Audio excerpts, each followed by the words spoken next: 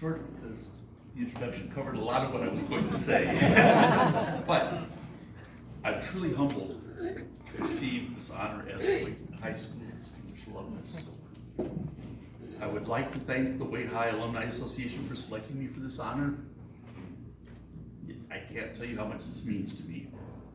I also want to thank Dave Yenrick for his work on this and the other people who have volunteered to make this happen tonight. There are several people I would like to acknowledge. At my table are some dear friends. Steve and Joyce Hurwat, Gary Wiegand and Heather Bradley. Steve and I go back to 7th grade, and we've been through many journeys together over the years. I want to thank Steve for nominating me for this award. Thank you so much. Gary and I go back almost as long. We became friends while I was a freshman, or while I was a sophomore, and Gary was a freshman, and in Mr. Cervantes' class. And so he seconded my nomination.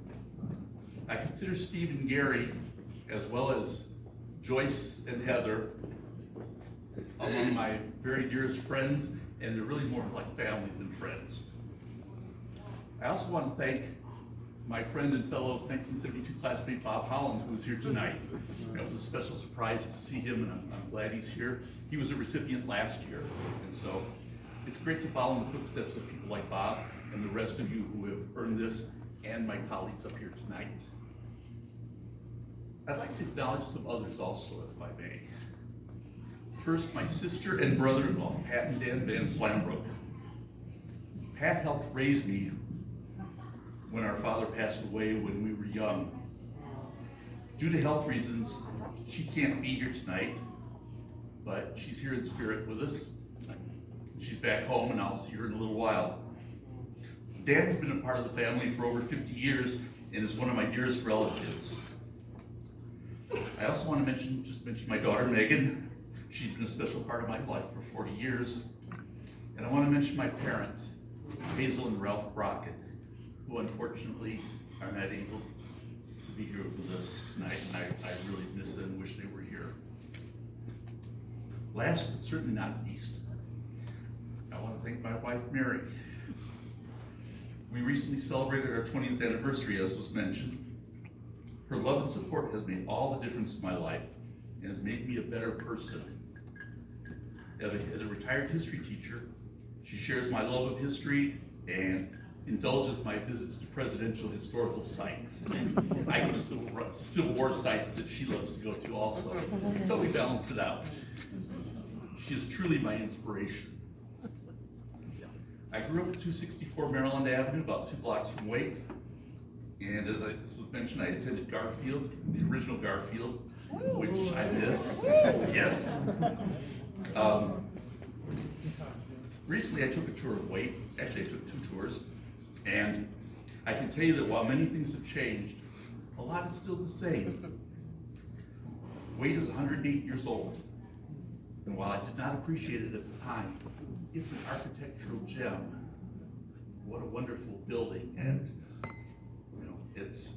didn't appreciate it at the time, but I do now. Likewise, inside, the murals on the walls that tell the story of East Toledo are also, something that I did not appreciate at the time. Growing up on the east side, I have many good memories. Ravine Park, practice field, and Wake Bowl were just a short walk from my house.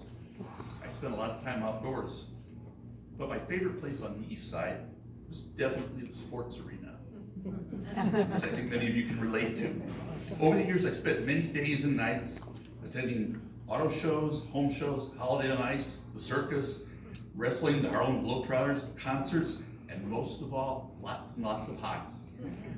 In fact, my friendship with Gary and Steve grew from our years of following the Blades, the Hornets, and the Gold Eagles, and going to so many games at the arena and sharing our time that way. So that's part of what has kept us, what got us together and kept our friendship alive for over 50 years. I remember my time at Wake well. To be honest, I was not the greatest success story. I was not an outstanding student, nor was I an athlete, nor was I involved in much of the social life of the school. My greatest accomplishments probably, as were mentioned in the presentation, were through my work in junior achievement.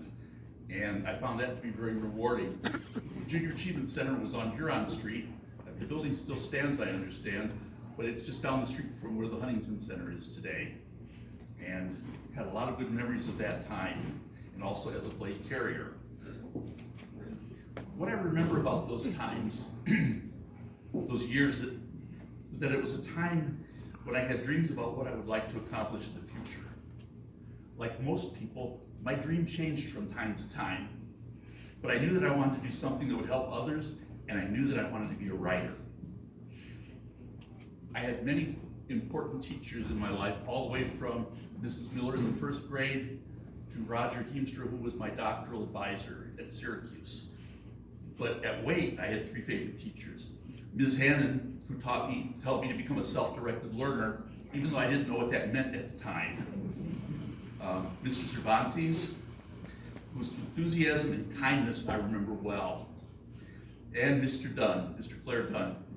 In fact, it was in his class that I was introduced to psychology and sociology, which led me kind of down the path that I took later on.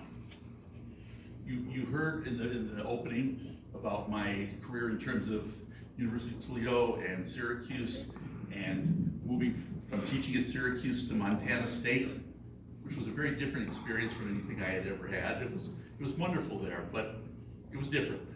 And it was good. During my career, I've had the chance to work with many, many master's and doctoral students, and I've hoped that I've been able to help bring out the best in them. That's what was really important to me as a teacher, was helping bring out the best, helping people fulfill their potential. And that's what it was about. But I also enjoyed teaching, or I also enjoyed writing and research. And I love publishing articles. I especially enjoyed writing with my graduate students, publishing articles with them. And I'm especially proud of my most recent article, which is a study of Abraham Lincoln as a self-directed learner, which I co-authored with Mary. It was her first journal article, and it was exciting to have our names on a referee journal article together. So that's something I'm very proud of. While I've written about many topics in adult education, such as learning and teaching, ethics, and professional issues, my major interest has been in the area of self-directed learning.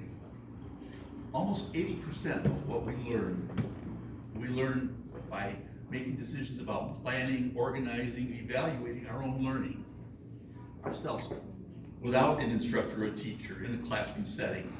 Think about all the things that you've learned where you've taught yourself something that you said, I need to know about this. And you've set out to plan your learning.